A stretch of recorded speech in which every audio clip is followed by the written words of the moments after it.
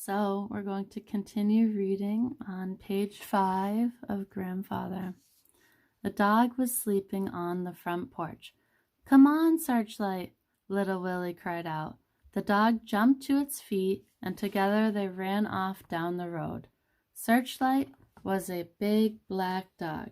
She had a white spot on her forehead the size of a silver dollar. She was an old dog, actually born on the same day as little Willie, which was over 10 years ago. A mile down the road, they came to a small log cabin surrounded by tall trees. Doc Smith was sitting in a rocking chair under one of the trees, reading a book. "Doc Smith," little Willie called out. He was out of breath. "Come quick." "What seems to be the matter, Willie?" the doctor asked, continuing to read. Doc Smith had snow-white hair and wore a long black dress. Her skin was tan and her face was covered with wrinkles. "Grandfather won't answer me," little Willie said. "Probably just another trick," Doc Smith replied. "Nothing to worry about." "But he's still in bed." Doc Smith turned a page and continued to read. "How late did you two stay up last night?" "We went to bed early, real early. No singing or music or anything." Doc Smith stopped reading. "Your grandfather went to bed without playing his harmonica?" she asked. Little Willie nodded. Doc Smith shut her book and stood up.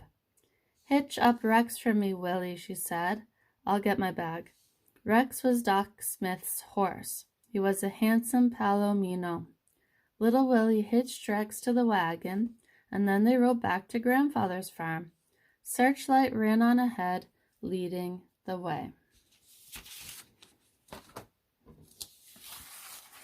And here we have a picture of the action.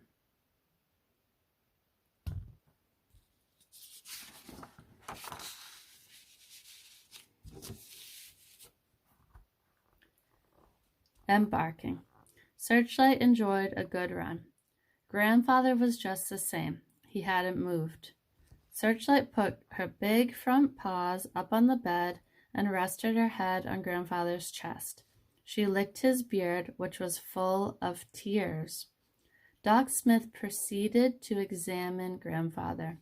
She used just about everything in her little black bag. "What's that for?" little Willie asked. "What are you doing now?" "Must you ask so many questions?" Doc Smith said. "Grandfather says it's good to ask questions." Doc Smith pulled a long silver object from her doctor's bag. "What's that for?" little Willie asked. "Hush!"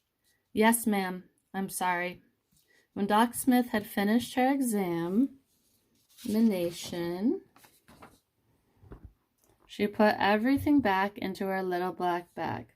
Then she walked over to the window and looked out at the field of potatoes. After a moment, she asked, "How's the crop this year, Willie?" "Grandfather says it's the best ever." Doc Smith rubbed her wrinkled face. "What's wrong with him?" little Willie asked. "Do you owe anybody money?" she asked. "No," little Willie answered. "What's wrong? Why won't you tell me what's wrong?" "That's just it," she said. "There is nothing wrong with him." "You mean he's not sick?" "Medically, he's as healthy as an ox. Could live to be 100 if he wanted to." "I don't understand," little Willie said. Doc Smith took a deep breath, and then she began. "It happens when a person gives up on life for whatever reason. Starts up here in the mind first, then it spreads to the body. It's a real sickness, all right, and there's no cure except in the person's own mind. I'm sorry, child, but it appears your grandfather just doesn't want to live anymore." Little Willie was silent for a long time before he spoke. "But what about fishing and the rodeo and turkey dinners? Doesn't he want to do those things anymore?" Grandfather shut his eyes and tears rolled down his cheeks and disappeared into his beard. I'm sure he does, Doc Smith said, putting an arm around little Willie. It must be something else. Little Willie stared at the floor. I'll find out. I'll find out what's wrong and make it better. You'll see. I'll make Grandfather want to live again.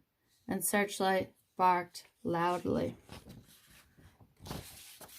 And that is the end of chapter 1.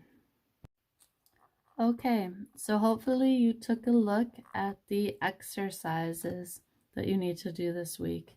And first, I would say please try to do them yourself and then watch and do them with me if it's difficult for you. So the first question is, what did Grandfather stare at? And then you need to look in your story, and all of the answers are there. And here, he just lay there and stared at the ceiling. So then come back to your questions, and you can write the answer. Grandfather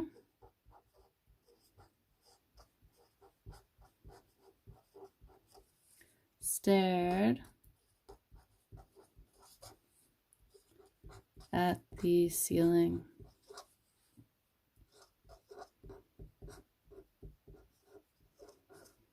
And you continue just like that. I'll do the next one with you, and then you should try yourself.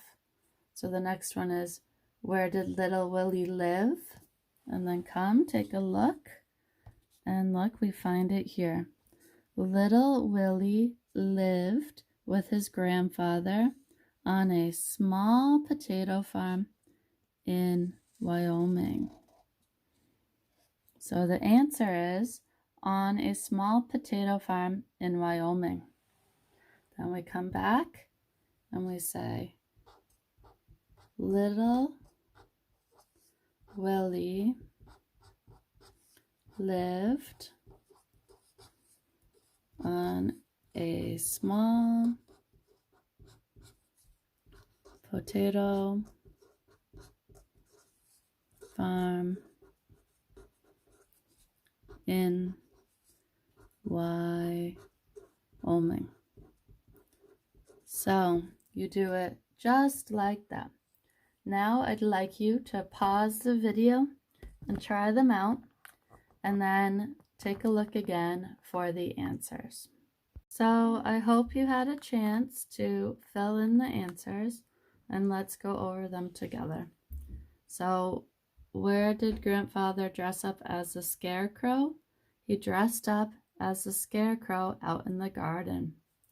What filled up with tears when Grandfather cried? His beard filled up with tears. Where did Willie find his plate after he went back to sleep? He found his plate out in the chicken coop. Where was the dog sleeping? The dog was sleeping on the front porch. What did Searchlight have on her forehead? Searchlight had a white spot on her forehead. What did they come to a mile down the road? They came to a small log cabin. Where was Doc Smith sitting? She was sitting under a tree. And what was she doing? She was reading a book. And you may have noticed all of these sentences are in the past tense. So that's very good practice with the past tense. And if you flip over the paper, you have more practice with putting sentences into the past tense.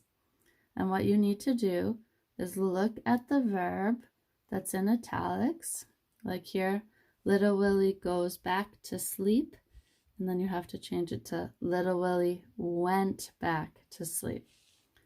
The dog is sleeping on the front porch.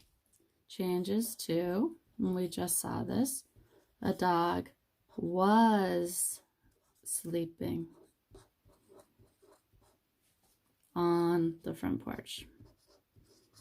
And it's good practice to write the whole sentence out and not just the verb.